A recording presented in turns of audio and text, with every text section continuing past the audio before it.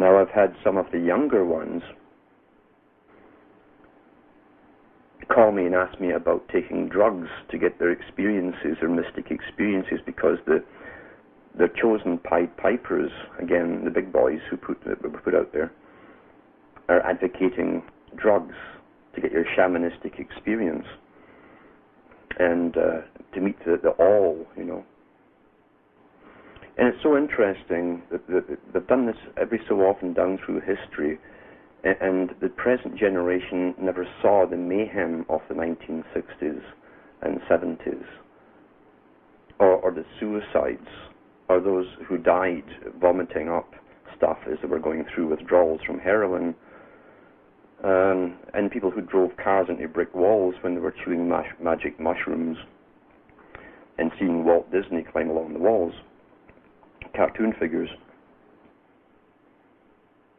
These drugs do not give you a true experience. And I know people today who went through it all and who were convinced that they had mystical experiences. And yet, the same people have had so many dreams, all conjured up from the unconscious, the sea of the unconscious, where anything is possible, and have had parts of their brain stimulated by specifically designed drugs, again by the big boys, and they're convinced that they had a real experience. Well, that's fine for them, but they haven't, because I've spoken to many of them, and they're no wiser today as they were when they were 18. Never mind the side effects of the drugs. I knew people who walked out of third-floor apartment windows, who walked into the air and went down on drugs, promoted from the top downwards. Lucy in the Sky with Diamonds, LSD, Lucy, the light bringer again, you see, was promoted by the British government. Limos used to throw bags of LSD over university walls at the beginning to get the rage started, to make it a fad and a rage, you see. And they brought the pop guys on who were stoned out their heads onto television. And this is the BBC, the most conservative Etonian type programming in the planet. Everybody at that time was recruited to work in the BBC from Eton. That was mandatory. So that the upper middle classes kept a hold of everything, the culture creation. But they'd interview these guys who were stoned and could hardly put a sentence together. And then the interviewer would say, oh, how naughty are we? We're terribly naughty. This is to encourage the young. Then they brought out Timothy Leary, Dr. Timothy Leary, with his white coat. The scientists, again, were trained to listen to experts who went round stages and universities wearing his white coat, talking as an expert, telling us about the wonders of drugs. And now it's declassified from the CIA. He worked for the CIA. So here's the CIA promoting hallucinogenic drugs. Quite the world we live in. Well, the New Agers are recycling the same stuff, that you got to get your experience through drugs. And drugs have been used by the big Brahmins in India for thousands of years to control the people there. For every action, there's an equal and opposite reaction. And when you're having your fantastic experience and seeing jolly green giants walking around, you're also having something done to specific parts of your brain. Because these drugs are all modified, heavily modified drugs, even the plant ones. Victor Rothschild of the banking family in the 1940s worked at Porton Downs, bacterial and viral warfare facility. And he also was in charge of an experimentation group to using LSD on selected people. They even used it on members of MI5. And Peter Wright wrote about that. He was in MI5 and attached to MI6. And he writes about Lord Rothschild advocating these experiments. So they were testing it out long before they gave it to the teeny boppers to blow their minds and control them. When you go through the LSD experiences, especially in a habitual way, you'll find it hard to tell what's real, what is not real. You also have flashbacks. These flashbacks can last the rest of your life, where you're walking along the road and suddenly you're hallucinating again because part of the brain was damaged. The drugs are meant to go to specific receptors within the brain, and they damage them. Yet here are the gurus of the New Age, and it's all over, and it's amazing how the New Agers gobble. They're the best consumers of religion out there. They're better than any other religion today because it's been made to be so through heavy promotion and financing. And they don't even question how these books all get out there so cheaply and stack the shelves with guru this and guru that, advocating this and that kind of drug. But that's the present craze right now, is drugs for your mystical experience. It never occurs to them, because they're not individuals. It never occurs to them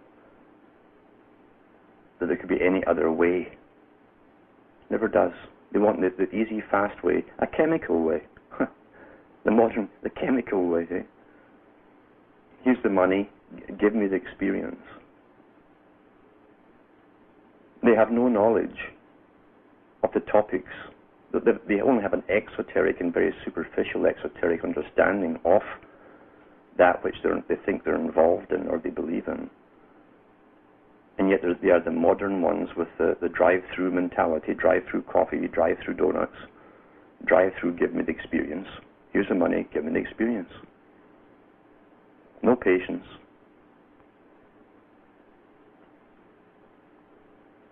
It's fascinating to see how this has all been created for them and how they have fallen so easily for it with their own vocabulary, which they didn't invent. The big boys that gave them the whole culture invented that for them. It's fascinating to watch it all being played out again and promoted. And because the gurus who lead them are put out there as fronts, and who they themselves are only partly trained in the exoteric, they must lead them in the same path always, because they can't go any further. They don't have the knowledge or the abilities, so they advocate drugs. We jump back to a coincidence, many coincidences. Here's one book, was Charles Galton Darwin talking about ways to control the public in the 1950s, advocating possibly the use of hormones and so on in the food to make the men more, weaker and more effeminate, less aggressive or less able to stand up for rights, etc. But also he advocated different kinds of drugs to calm them all down or confuse them. Didn't matter which, as long as he put them out of action. And others wrote about that too. The big players wrote about it. And here it is being pushed again. And with another generation growing up in ignorance, as always, because they always hide knowledge of the previous. So they can play the same games over and over with every generation. That's why generally they have wars at least 20 years apart. That's another crop growing up, you see, of young people who are totally ignorant of the last war. This is all science we run by. Everything is a routine of science. So no, I don't personally advocate the use of drugs to gain some mystical experience. And again, too, you'll never ever be able to be certain, because you knew you took the drug, if it was real or not. We can tell by studies that have been done over hundreds of years there's a good chance it definitely was not. Your unconscious can conjure up any kind of dream, fantasy, or nightmare. And these drugs are specifically designed to stimulate the limbic system. They're perfected, you might say. So whatever you do in that realm, you do so at your own peril. It's a sad thing to see that when the greatest gift anyone is given is the ability to be completely conscious. And it's understandable with the crisis creation, the great uncertainty, confusion, and fear, that people are unable to handle their conscious mind, so they turn to something to escape. Again, it's all a technique. But when you see such a war being played on your conscious mind, that should be your cue to, rather than throw away your ability to be conscious, fight to keep it, fight to retain your conscious mind, your ability to go further.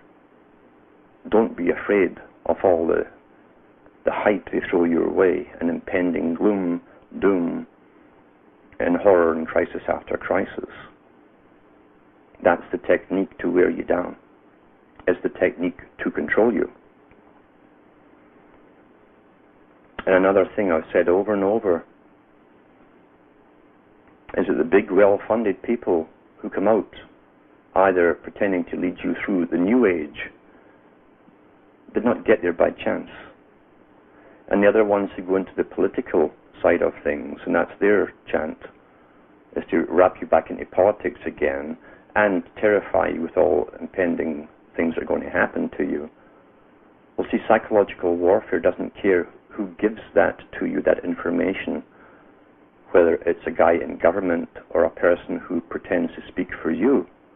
The whole idea is to paralyze you with fear so that you're not thinking critically and rationally. So be careful. You are the guardian of your own mind. No one else is.